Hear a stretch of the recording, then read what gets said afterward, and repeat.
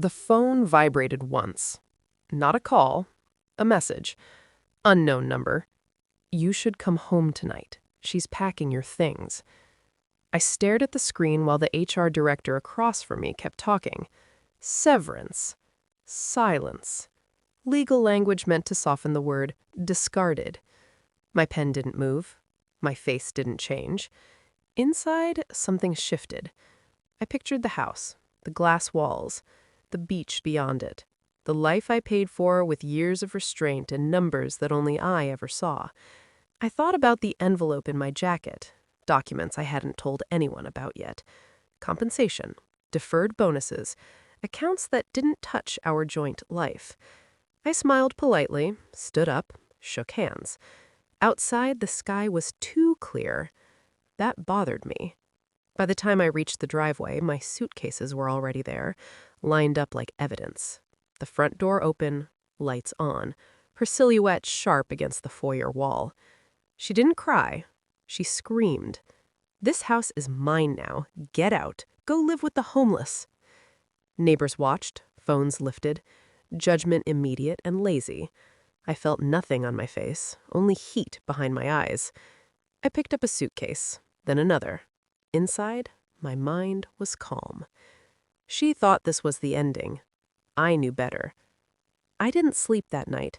I sat in my car 2 streets away, watching the lights of the house turn off one by one. I replayed the past year with surgical focus. The late meetings, the new perfume, the way she stopped asking where I was going but cared deeply where I'd been.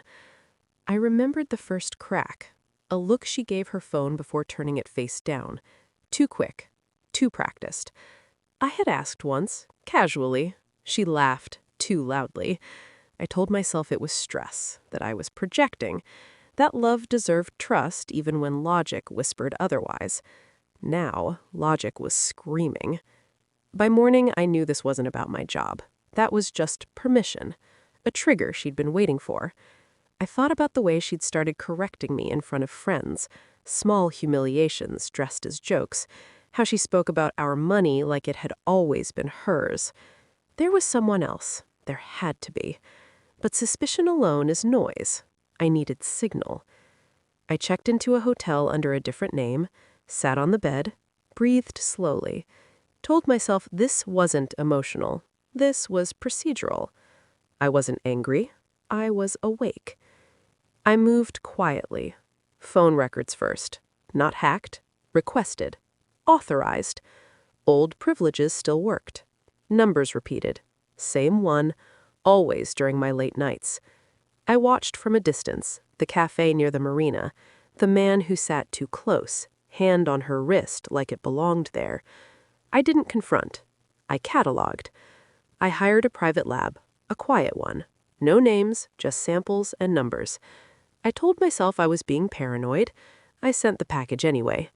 At home, her home now, I logged into the shared cloud. Old passwords, old habits. Photos that weren't meant to sync. I learned how long it had been going on. Longer than my unemployment. Shorter than my patience. I smiled at her messages, responded politely, told her I was figuring things out. I let her think she had won something. Inside, I was building a ledger. Every lie had a timestamp, every betrayal a receipt. I waited. The email arrived at 6:12 a.m. Clinical language, percentages, certainty. I read it twice, then a third time. My hands were steady. That evening, I asked her to meet. Neutral place, public, controlled. She arrived confident, dismissive. I slid the envelope across the table. "What's this?" she asked. "Read it." Her face changed slowly, like a system failing one process at a time. Color drained, breath hitched. "That's not possible," she whispered. I said nothing. Silence did the work for me. She reached for me. I leaned back. For the first time, she understood she was alone. I didn't raise my voice. I told her about the accounts, the compensation package she'd never known existed, the beach house deed in my name alone, the savings structured long before love made me careless. Her mouth opened, closed. I told her the house she threw me out of was leveraged against debt she'd signed for without reading, that the lawyers already knew, that I'd filed first. You planned this, she said, crying now. No, I said. I prepared. I stood up, left cash for the coffee. She stayed seated, small, exposed. I didn't look back. Weeks later, I stood on the balcony of the beach house, wind loud, ocean indifferent. I felt lighter, not happy, clear. I thought about how close I came to mistaking love for loyalty, how easily comfort becomes a weapon in the wrong hands. She lost the house, the man disappeared. The story changed depending on who told it. I didn't correct anyone. Some truths don't need witnesses. I watched the sun drop into the water and understood something final. She didn't take anything from me. She revealed herself. And that was enough.